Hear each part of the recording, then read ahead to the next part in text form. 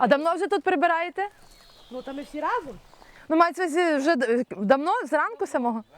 Ну, А то до нашого приїзду, так? ну, ми тут спішилися, бо нам сказали, би то було глянц. А як часто взагалі тут прибираєте? Від Дня Героя до Дня народження в грудні, 12 грудня, і 1 листопада він помер, а 12 народився. І ще треба пограбати, і шишки падають, а ви поїдете, шишки знову нападають. А в зимі 12 грудня як сніг нападає. В селі Воля Якубова на Львівщині народився та навчався в початковій школі полковник армії УНР та голова проводу ОУН Андрій Мельник. 30 років тому біля центральної дороги, яка досі без асфальту, за кошти жертводавців збудували йому пам'ятник в комплексі з меморіалом українським січовим стрільцям, вихідцям цього села. Сюди ми приїхали напередодні перепоховання Андрія Мельника в Києві, щоб дізнатись, як тут шанують його пам'ять і внесок в історію. А будете дивитися трансляцію з похоронів, чи то не так прям цікаво вам? Я бачила вчора, як сила, які на труни везли на ті. Я от казала, там кажу, там от на колесиках тільки той почетний і все, йшли легенько, везли той. В Люксембурзі, так? Так, ото Нас несуть, а там везли. Що ви думаєте про те, що в Україну везуть Мельника перепоховувати? Я думаю, що це добре, але думаю, тут поховані його батьки, похована його родина. А може його треба поховати в селі Воля Якубова? Ви би хотіли, щоб сюди? Ну і моя думка, щоб краще би було. Все-таки виходить з села, є пам'ятник його, є цвинтар у нас, є церква, є хороший священник. І є мешканці, які гордяться тим. Ну, але кажуть, що там буде колись в Києві пантеон, але ще нема. Але будуть на цвинтарі під Києвом, що краще їх всіх в одному місці зібрати. А скажіть, будь ласка, людей з села Волі Якубової будуть возити в Київ? Бо люди хочуть туди на могилу. Ну, Київ навряд чи тут є змога для старших людей їздити до Києва. Ну, вас тішить те, що його перепоховують, бо не всі, до речі, так одобрюють, кажуть, не на часі ще, не дай Бог, десь ракета там прилетить, або наші гроші було на то тратити. Ну то великий плюс. Я рахую, що дуже велика подія. Шкода, що його тут на волі не поховали. Оша. Та тут поховати. Він виходить з Волі Якубової, тут його коріння, насіння. Це значить, тут має бути, але як є, так є. Ну, вам, певно, скажуть, що він герой всієї України, треба віддати всім. Ну, але треба, де коріння, де родичі, де є. Тут ми підемо на могилу, помолимося, а в Києві хто піде, то є наше. Ваш. То є наше. А взагалі в селі гордяться, що Андрій Мельник звідси, чи такого? Та є люди такі, що гордяться, а є такі, що їм до них. То те, що будуть в Києві, під Києвом ховати, чи все-таки би хотіли, щоб в вашому селі? В своїм селі, звісно. Ну, в своїм селі дорога би була, зробили би дорогу. Тобто, якби його поховали тут, мали б ви люди дорогу? 100%.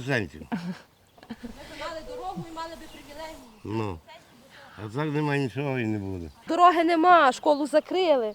От школа наша. Перші 4 класи закрили нам школу. тепер дітей немає кількості. Була школа, а тепер до Брівляни діти їздять маленькі. Ми просимо дороги і нема дороги. Ну, до полководця. Таке славне село і нема Ну як? дороги до його меморіалу. Ну, що то, хоча б до нього, так. Угу. Ну і що? Ми скільки боремося до Брівляни, мають дорогу, всі мають дорогу, ви в'їхали, ви бачили. А Воля Якубова, ну і музей є, і Мельник, і що? І як нам добитися, до кого нам звертатися? Люди старенькі, ну то дороги неможливо, швидка, чи не дай Боже, щось там комусь погано. Угу. Село, де народився Андрій Мельник, який боровся за Україну, який відстоював інтереси, який віддав життя. А село занепадає, і сюди ніхто не приїжджає, ніхто не цікавиться, як то село живе, яку допомогу дати селі.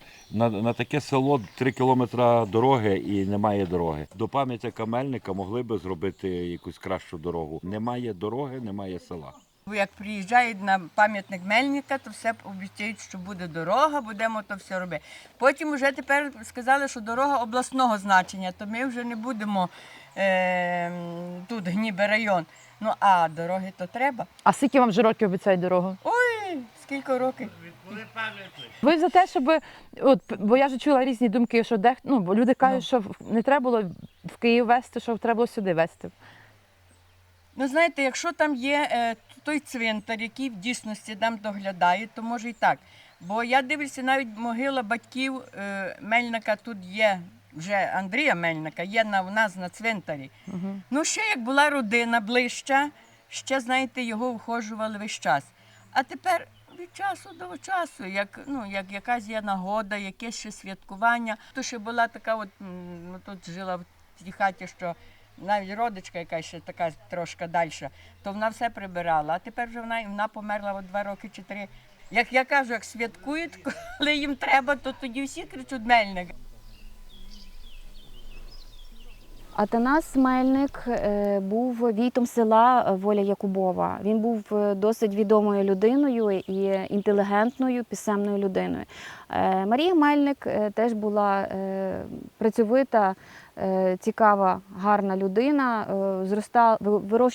виховувала в любові свого сина. На жаль, вона дуже рано померла. Власне, за спонсорства, за меценатства Андрія Мельника встановлений цей пам'ятний знак. Унікальний. Він вирізняється серед усіх. В той час Андрій Мельник перебував в еміграції, і це типовий хрест для Європи тих часів.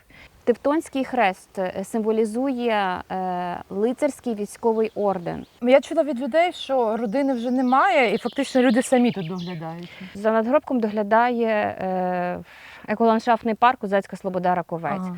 Власне, ми опікуємося і музеєм, могилою, а також пам'ятним знаком, який встановлений на місці, де зростав Андрій Мельник. І от ми почули від людей, що якщо тут поховані батьки, Андрія Мельника б доречно теж тут ховати. Наскільки вважаєте, такі думки мають сенс? Чи все-таки це національна постать, постать національного рівня? Я думаю, що постаті національного рівня повинні бути захоронені в таких великих знакових місцях. Можливо, пантеон слави героїв, Аскольдова могила або Байкове кладовище.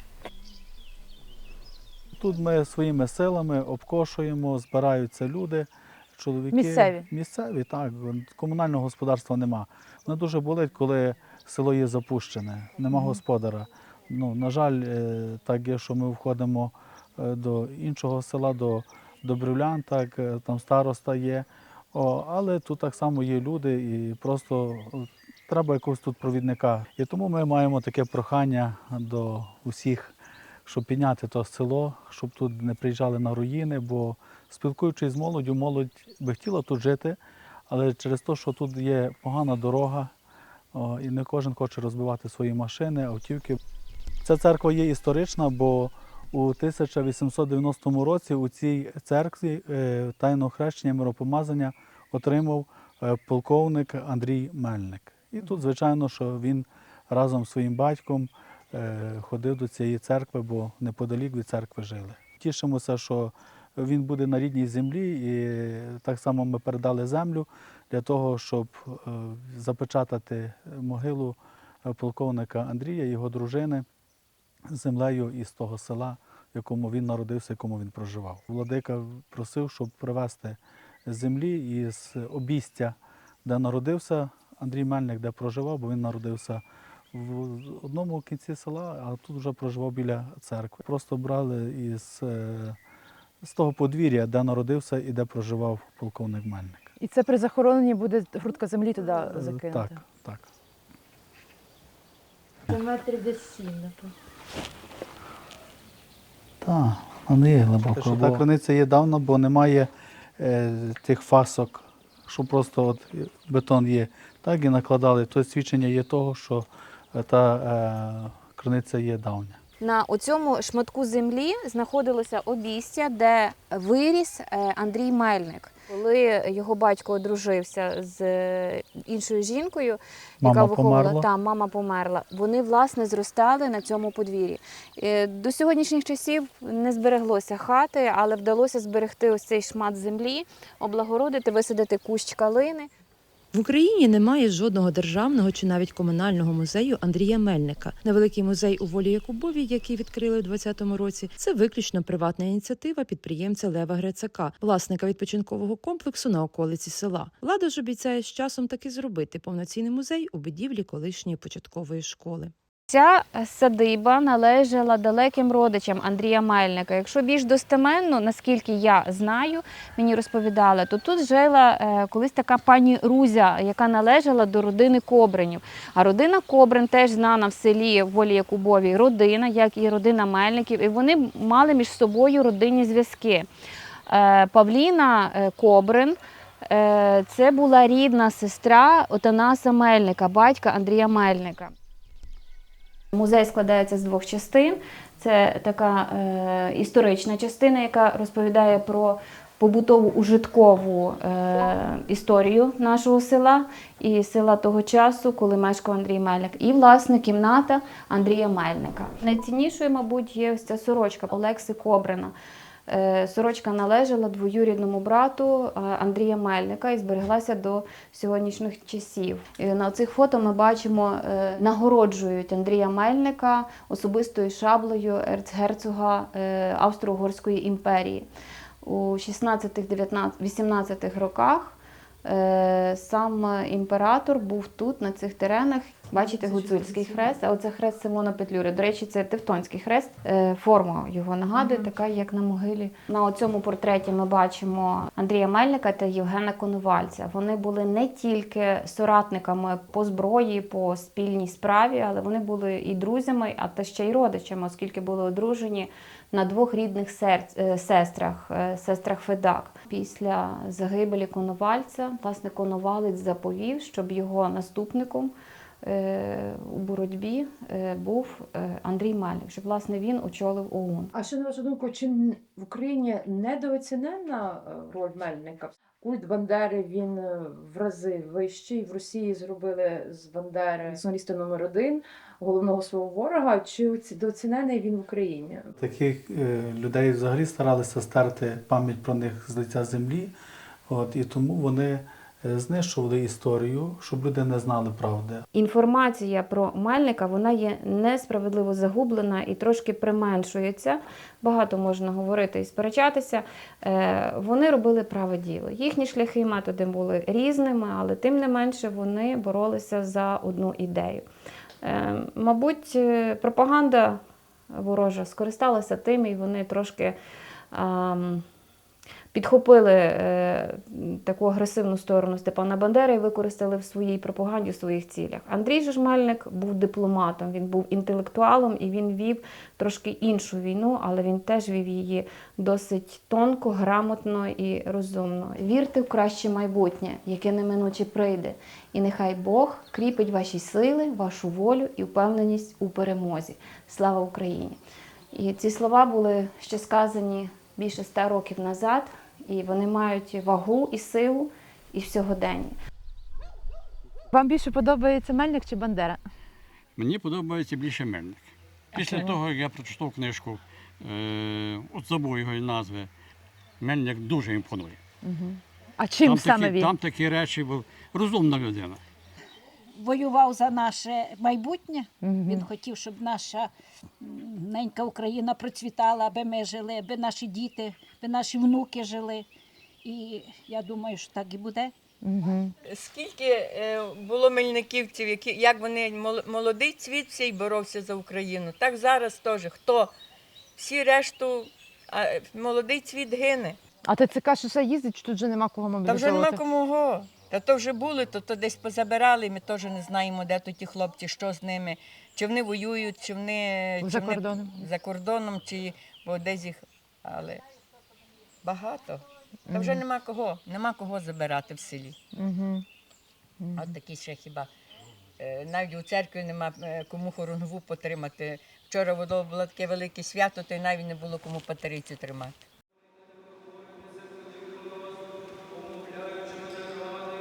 Людина, яка відрізнялася стратегічним мисленням і водночас мав широкий погляд на українську справу.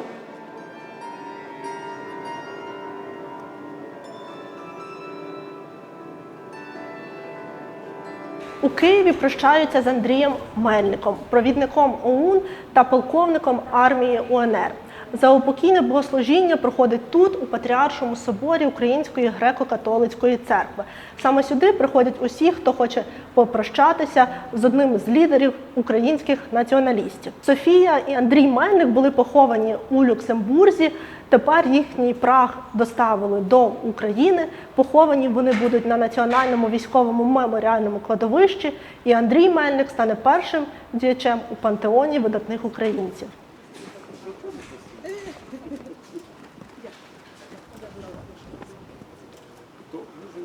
полковник Андрій Мельник, він заповідав, що коли Україна стане незалежною, він би хотів бути похований на Київських пагорбах.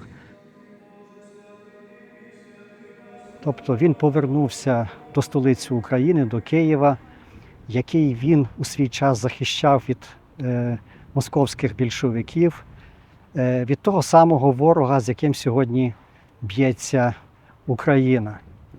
Особливо було зворушливо на Закарпатті, де полковника Андрія Мельника зустрічали відділи Карпатської Січі. А у 1939 році саме з його наказу до Карпатської України вирушили українські націоналісти, щоб творити Карпатську Січ, збройний підрозділ, який захищав Карпатську Україну від угорських окупантів. Андрій Мельник був також учнем митрополита Андрея Шептицького, який його вчив, який йому довіряв. Одна з ініціатив – це було створення такої організації «Українська молодь Христові». Тобто це були віряни нашої церкви. І сьогодні вони повертаються додому не лише як до України, але додому до своєї церкви, до храму церкви, яка їх виховала у вірі до Бога.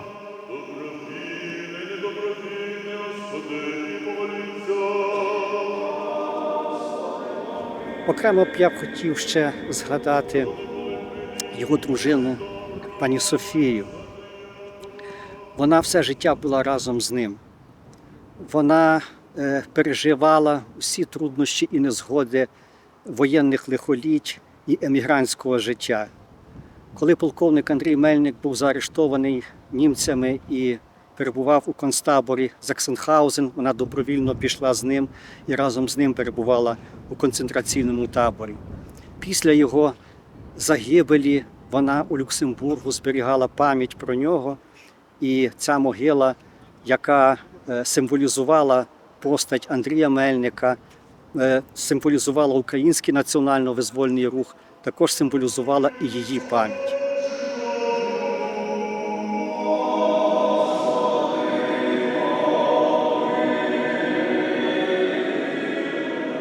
Дідо, двоюрідний брат Андрія Мельника. Чи підтримуєте ви перепоховання Андрія і Софії в Україні? Ну, якось несподівано так було, але все-таки він мріяв, хотів би на своїй землі. Просто він в таких обставинах, в такий час, що тоді неможливо, що була комуністична система, машина КГБістська. Як він міг тоді, про то мови не було, думки навіть не могло бути, щоб у 64-му році їхати сюди. Він попросив притулок у Люксембургу. І, звичайно, що він би був радий бути похований на своїй землі. Вся родина Мельників, в принципі, тобто нащадки, які є, підтримують це рішення? Так, є зараз всякі думки такі, що дехто категорично проти, що його хоронять у болото. Чому? Ага, бо це цвинтар, це історія. То, що на Україну, то добре, але що нібито не в той час. А чому? А який час правильно? Що війна, що тут обстріли. Є такі перестороги, так? Так. Але скільки чекати? Ми чекаємо більше, ніж 30 років. Без сумніву, що всі, хто пов'язаний із національно-визвольною боротьбою, українці, які зі зброєю в руках воювали за Україну, вони б не боялися повернутися в Україну, яка веде безкомпромісну війну із Московською імперією. Вони при житті цього не боялися, тому не треба боятися їх прийняти під час війни.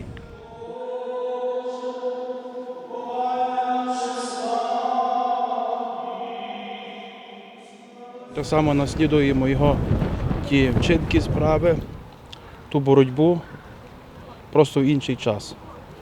Тому він посідає сьогодні на нинішній час таке перше місце. І тоді ворог був один, і тепер той самий ворог. То, що інший час, і інші люди. І Мельник був в російському полоні. Так.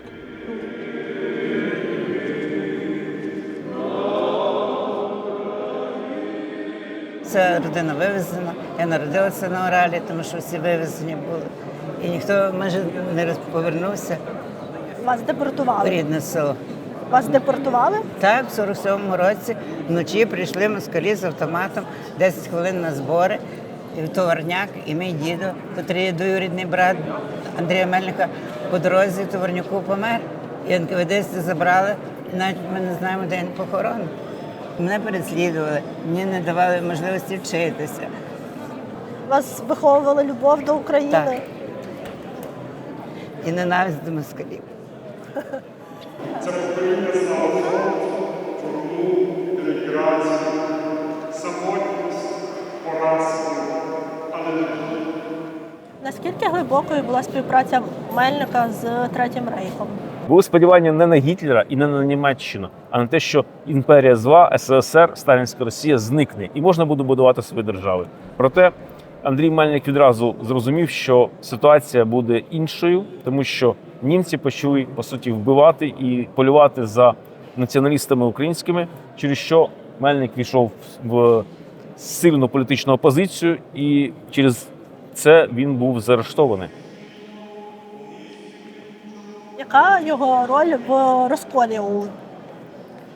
Андрій Мельник і Степан Бандера дійсно очолювали два різних крила після смерті, після вбивства Євгена Коновальця, лідера ОУН. Але ми говоримо зараз не про розкіл, а про те, що зрештою ці два лідери потім зійшлися і продовжили спілкування. Нам необхідно наголосити, що це розкіл, так званий, він стався в час Другої світової війни, і водночас він призвів до того, що більш помірковане крило, яке очолював Мельник, це були ветерани, це було, скажімо, люди з стратегічним далеким мисленням про дипломатію, про політичні структури. У Бандери крило його було молодіжне, радикальне, яке інколи навіть не пробачало старшим товаришам, що вони програли війну за незалежність тоді. Вічна пам'ять полковнику Андрію Мельнику. Вічна пам'ять Софії Феляк-Мельник. Вічна пам'ять всім, хто життя своє поклав за волю і державність України. А нам живим мудрості, єдності, мужності і вірності, бо Україна починається там, де особиста амбіція відступає перед святим обов'язком служити народу.